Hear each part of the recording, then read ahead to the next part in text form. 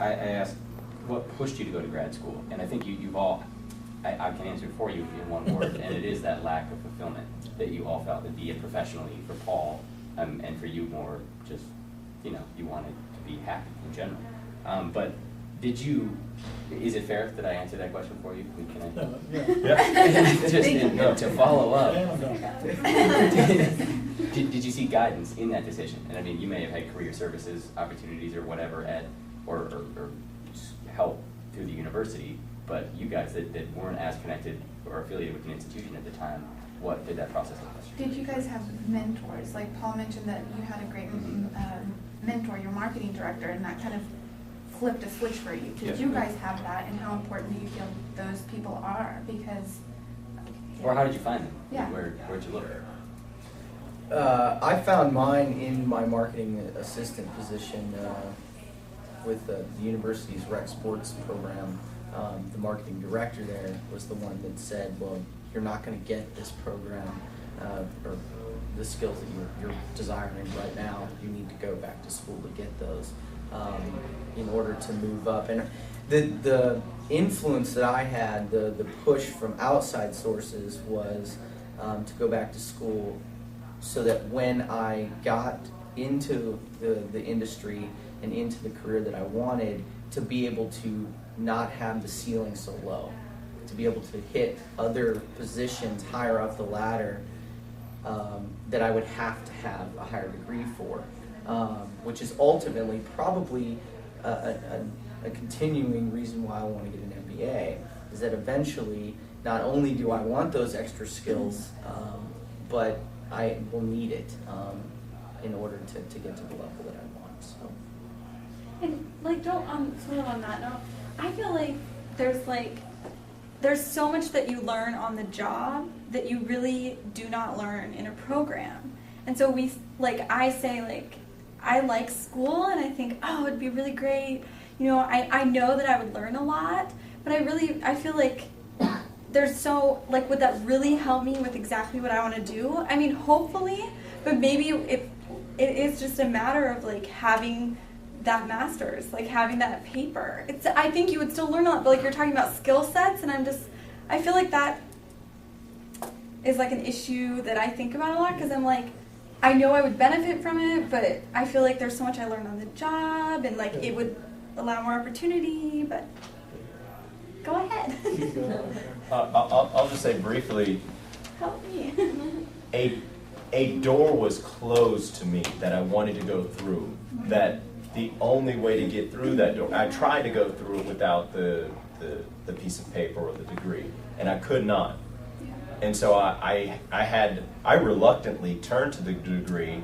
I'm now happy about it because now I've learned that there's a whole lot more to it than just saying Paul Pine MBA afterwards, right? Just keep being part of the program and doing that research. But a door was closed to me. Yeah. I would say if there's not a door closed to you, then it becomes a much more difficult to convince me. If the door wasn't closed, I would have never come this way.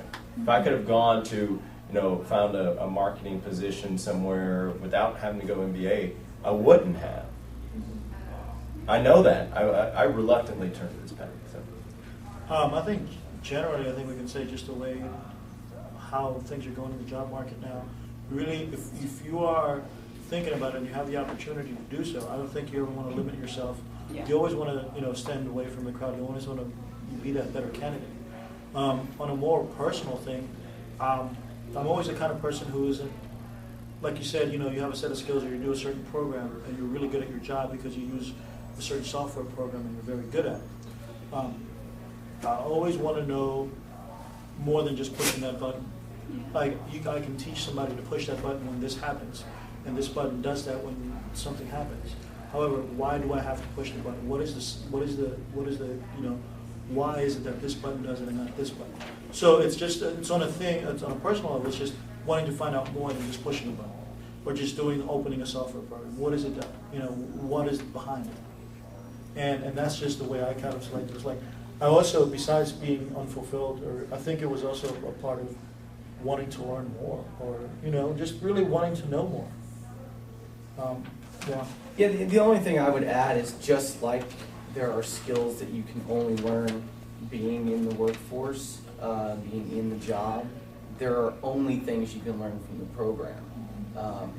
So you have to weigh weigh that out, and ultimately, a big takeaway if you are trying to wrestle with this decision is, what do you want out of the program? People go in. I think with the economy, since you touched on it, is a huge. You see a lot of people go back to school when the economy's not so great, or their money's not so great. In general, okay, well, let's get some loans and let's go back to school so I can get a better job and more money and what have you. But I think you need to know why you're going into the that I left because it wasn't what I wanted. I thought it was, and it wasn't. But I didn't do enough introspection to figure out exactly what I wanted out of the program, and ultimately chose the wrong program. So, I think that's the question you need to ask yourself there. And that is the next question. Did the economy affect your decision to go to school? And did it? At any point? I think it had to me, I was never like, I had a great job and I was making really good money. I do remember it kind of had a weird effect on it. My job was to travel to different channels or broadcast areas in the country and train and install this new program. So when the economy started tanking, all those accounts and all those trips started minimizing to the point where there were no trips. So I became, instead of the guy that travels like 6 or 7 times a year for 2 or 3 weeks, which I enjoyed, I traveled nothing, so I became a cubicle guy. I can't tell you how much I hate being in a cubicle. And how much, kind of selfishly, part of my whole grad thing is never wanting to go back to a cubicle. Just because I can't, and it's just me, and I can't explain that, Who likes and to- anywhere else. It's just, So we have my own office. I don't give a- so it's just that, it's just me personally, I can't do that. It killed me creatively, it killed me as a person, and so I guess the economy had that effect on it. But I was very fortunate enough to have a job and to have a little money, which is completely gone now, but a little money saved up when I started at school. So, yeah, it had the effect in that way, I guess. No, it didn't. The only note I'll echo what Jose said was save some money so that when when it's time to pull the trigger, whether the economy is good or bad, Yeah. you have options. Saving a little bit of money will give you options for grad school or anything else. But to answer the question, the economy, had no effect on whether it's time to go to school or not. No. It didn't have an effect on me at all. I entered my grad program in 2005, so the economy wasn't bad at that time.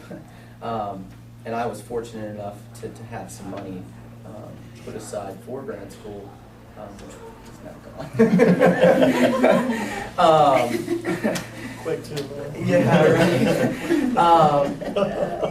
The only thing that I would add is that the economy shouldn't be the reason you go to school. So. Absolutely. I think